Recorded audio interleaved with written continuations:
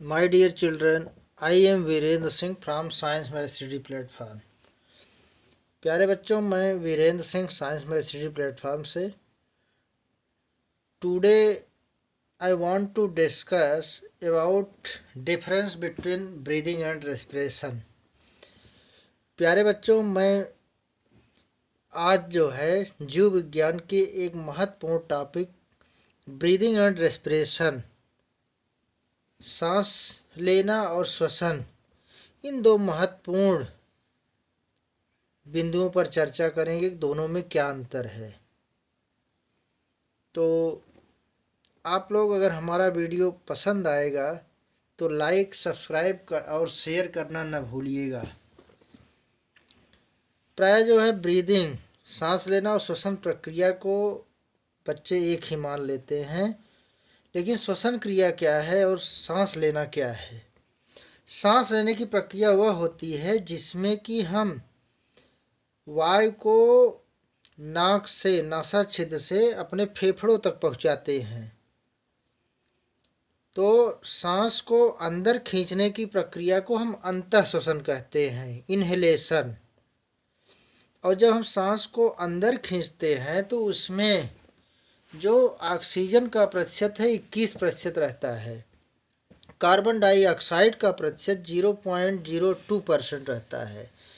लेकिन जब हम वही वायु पुनः वापस बाहर निकालते हैं तो उसमें जो ऑक्सीजन का प्रतिशत है 21% से घट करके 16% हो जाता है। तो यहाँ एक बात ध्यान देने वाली है कि आखिर 5 या 6% ऑक्सीजन के प्रतिशत में कमी क्यों आई। कमी ऐसे आती है कि जो हमारे रक्त में हीमोग्लोबिन है, लाल रक्त में 3 तरह की कणिकाएँ हैं, लाल रक्त कणिका, श्वेत रक्त कणिका और प्लेटलेट्स। तो जो ये लाल रक्त कणिकाएँ हैं, ये इसमें हीमोग्लोबिन होता है, हमारी ऑक्सीजन को से जुड़ जाती। जैसे किसी फैक्ट्री में, कारखाने में माल तैयार होता है, तो तैयार होने के बाद उसको ले जाने के लिए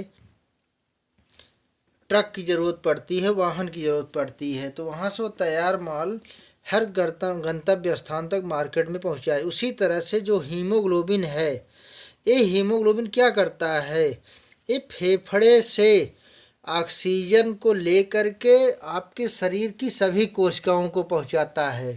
हीमोग्लोबिन क्या करता है, फेफड़े से ऑक्सीजन को लेकर के शरीर की सभी कोशिकाओं को पहुंचाता। क्योंकि जैसा कि आपको पता है कि हमारा शरीर कोशिकाओं का बना हुआ, smallest structural and functional unit of life क्या है, सेल है, कोशिका है। क्योंकि हमारे शरीर की सबसे छोटी रचनात्मक और क्रियात्मक इकाई क्या है, कोशिका है। जैसे कि किसी मकान को बनाने के लिए ईंट की ज़रूरत होती है, सबसे छोटी इकाई मकान की क्या है, ईंट है। एक एक ईंट जोड़ करके आप दीवारें बनाते हो, दीवारों से कमरे तैयार होते हैं और कई कमरे मिलकर के पूरा मकान तैयार होते। उसी तरह से आपका शरीर भी एक एक ईंटों से दीवारें बनी, एक दीवारों से मिलकर के आपके कमरे तैयार हुए और कई कमरे मिलकर के आपकी पूरी इमारत तैयार होती है। तो हर सेल को ऑक्सीजन की ज़रूरत पड़ती है, किस लिए, श्वसन के लिए। तो श्वसन क्रिया कहाँ होती, सेल के अंदर होती है, कोशिका के अंदर होती है। तो इसका मतलब हुआ हमारे मस्तिष्क को भी में भी कोशिकाएं हैं, हाथ में भी कोशिकाएं हैं, सेल हैं। कोई भी ऐसा पार्ट नहीं है जहाँ की कोशिकाएं नहीं है। जैसे कि आपके पूरे मकान में ईंट लगी होती है, तो समझ लीजिए कि जितनी ईंटें हैं उतनी सेल उसी तरह से आपके शरीर में हैं। तो हर सेल को क्या चाहिए, ऑक्सीजन चाहिए। तो जब आपने सांस को अंदर लिया, जब सांस को हमने अंदर खींचा तो हमारे फेफड़े में ऑक्सीजन गई, तो वहाँ पर हीमोग्लोबिन क्या करेगी, उस ऑक्सीजन को मिल जाएगी। वो हीमोग्लोबिन जब ऑक्सीजन से मिलेगी तो ऑक्सी हीमोग्लोबिन कहलाएगी। क्या कहलाएगी, ऑक्सी हीमोग्लोबिन। तो वह हीमोग्लोबिन क्या करेगा, पूरे शरीर में जितनी भी कोशिकाएं हैं हर कोशिका को ऑक्सीजन की सप्लाई कर देगा।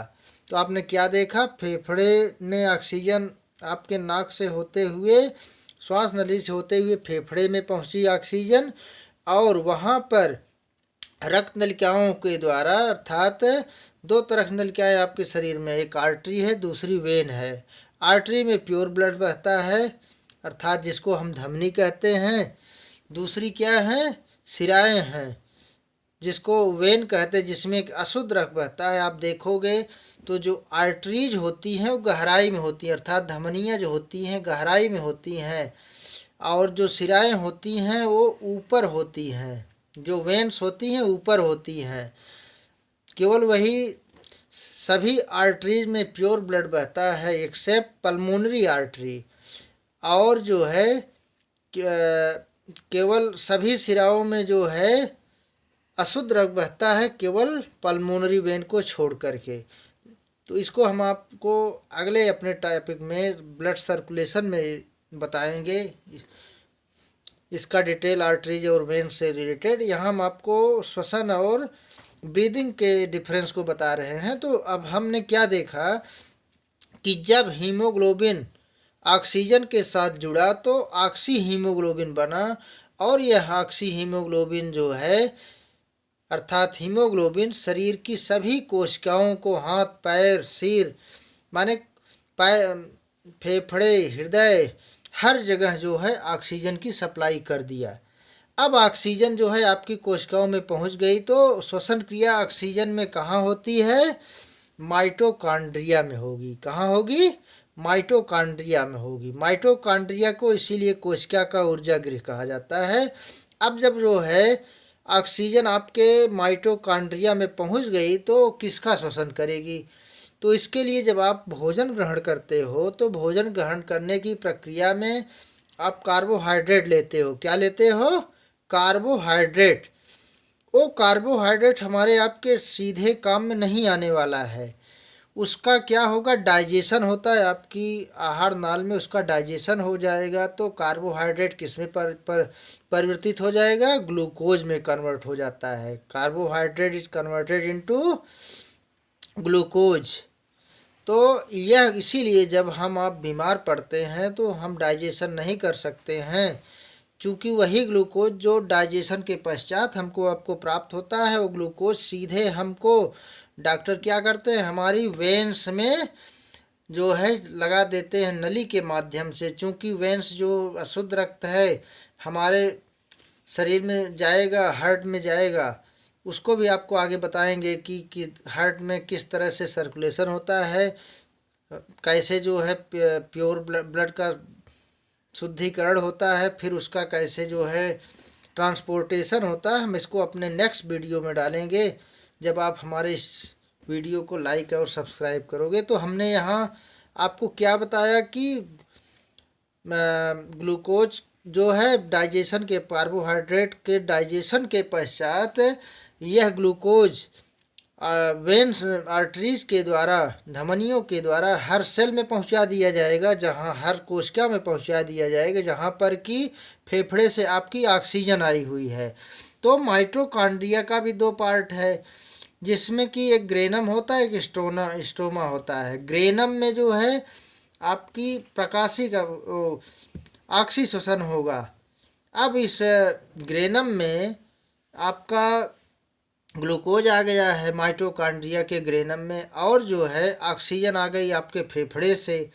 तो अब जो है ग्लूकोज क्या करे, ग्लूकोज का ऑक्सीजन से रिएक्शन होगा, और इस प्रक्रिया में ऊर्जा उत्पन्न होगी, जल उत्पन्न होगा, और कार्बन डाइऑक्साइड प्रोड्यूस होगी। फिर अब जब कार्बन